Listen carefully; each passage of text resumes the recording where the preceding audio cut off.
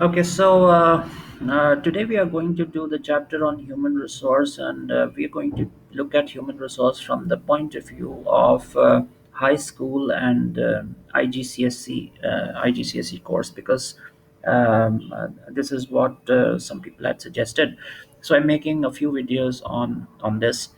So, human resource. What is human resource? Please do keep in mind that we realize today that in order to do production, we need certain resources like natural resources, man made resources, and human resources. And there's a growing realization that the human resource is the cardinal resource, a very, very important resource without which good products cannot be made and needs and wants cannot be fulfilled profitably for the producer, and it will not create gratification and utility for the consumer if the human resource are not properly used. So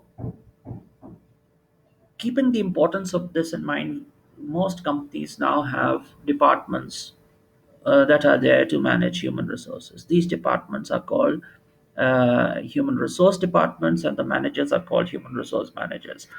So please do keep in mind, what is management generally? Management is related with planning for something and providing for something. Okay, so if you recall the five functions of the manager, then what are the five functions of the manager? The five functions of the manager are related to planning, and the other four, organizing, uh, uh, organizing, coordinating, staffing, uh, and controlling. They are all related to providing for the function, providing the thing.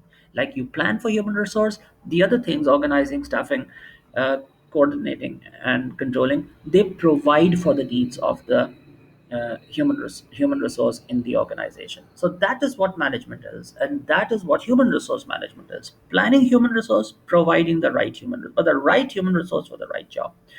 So let's quickly look at the functions of the human resource department. When we're talking about the functions of the human resource department, we are saying that the human resource department has to first and foremost recruit.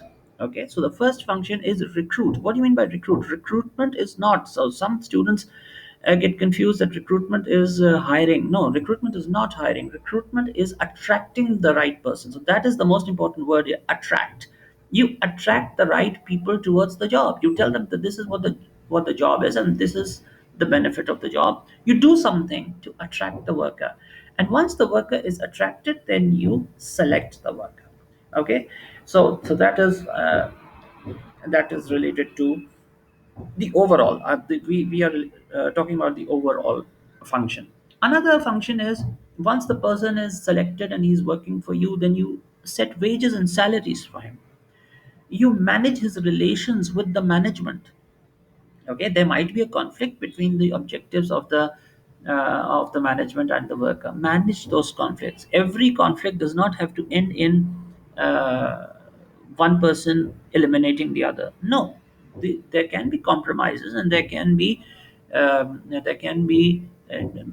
common points that people can reach. Training program: you need to develop the workers, train them, look after the health and safety. And there are certain ways of dismissing the worker if you have to dismiss or make them redundant. So we are going to look into that. The first function we spoke about was recruitment. That let's look at it in a little bit more detail.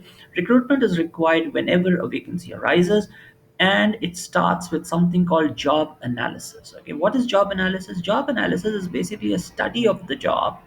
You study the job which you want to which you want to see filled, and the study of the job produces two things. The first is job description.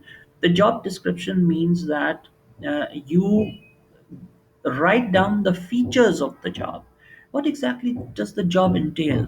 What is the position of the job in the hierarchy of the organization? Where does the job sit in relation to other jobs? You produce a detail of the job. This is not a detail of the person doing the job. The job. What is the job? Okay. You want to say, let's say, for example, head of a company. So, what does the head of the company do? Whoever he is, what is required as the head of the company? Okay. What is the requirement that the job will have to fulfill? The second is person specification or job specification. Here, if let's say the job is related to marketing, then you need a person who is qualified in marketing. You need a person with experience in marketing. So this is what you will have to write down here, that now you need a person uh, who has this experience. So person specification is related uh, to the person who will fill the vacancy, and the jobs the job description, that is going to tell us the features of the job. The human resource manager then brings about a synthesis. He brings about a marriage between job description and job specification, the right candidate matched with the right job. Okay, now recruitment can be either internal or external. Now, what do you mean by internal recruitment? Internal recruitment means that you bring the person from within the organization, you promote the person from within the organization. There are advantages to this. You don't have to advertise in a newspaper, that saves your advertising cost. It's not very time consuming. You don't have to go through lengthy processes of selection and interviewing. You don't have to do that. You know the person, so the process will not be lengthy.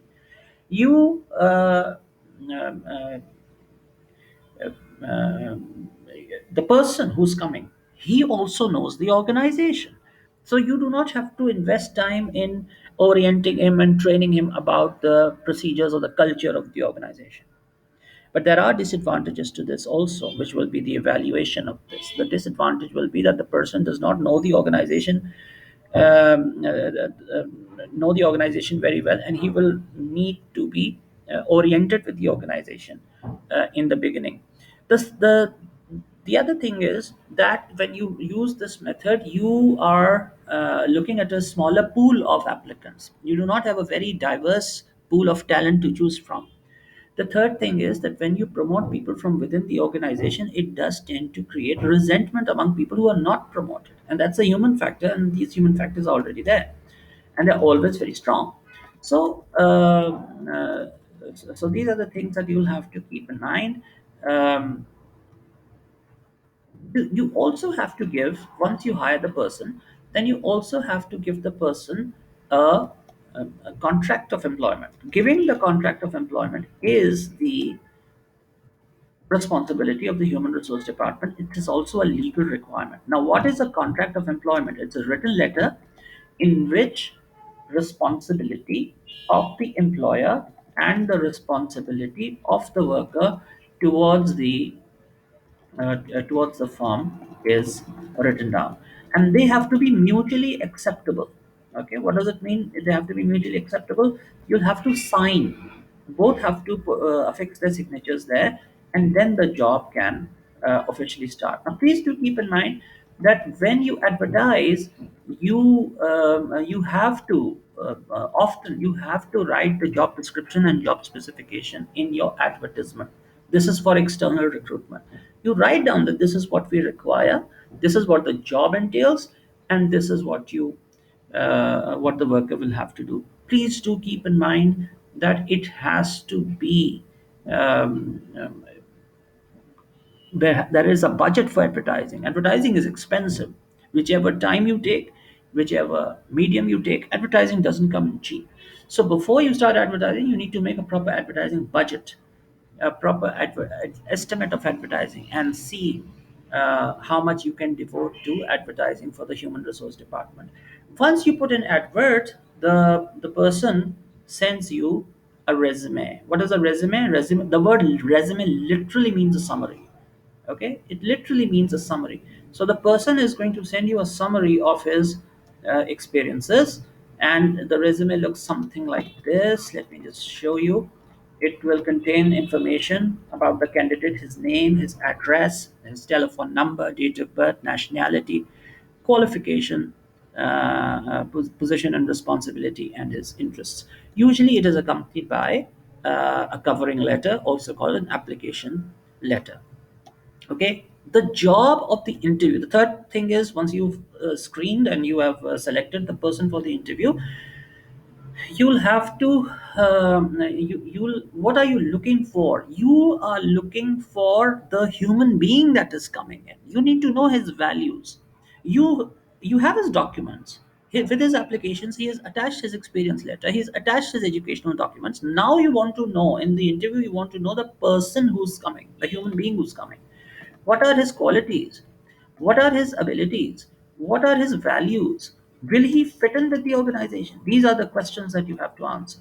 So, in the interview, you will have to ask questions like, "What are your ambitions? What are your hobbies?" Don't talk about, what is your qualification. You know what the qualification is; it's already there. Try to do personality testing, and there are specialized personality tests which are administered to determine whether the person is a good fit with the organization or not. Once the person has been hired, from time to time, the human resource department is also responsible for training them. What do you mean by training? Giving them new skills. Without giving them new skills, they will not be able to achieve the many things that the organization wants to achieve. Okay, introduce him to new processes, new equipment. This will help him increase his efficiency and also help him grow, help him progress. Now remember, what did Herzberg say? Motivation is caused by the ability to progress, to move on in the organization. Okay, and tell them, communicate with them, tell them the benefits of the training. Training is of three types. The first is induction training. Induction training means when a person comes on the job, you tell him about, introduce the business to him, tell him about the requirements of the business. The second is on job training. You attach this person with a experienced worker, and you ask him to observe. The two work together, and in the process, this person gets trained, the new person gets trained.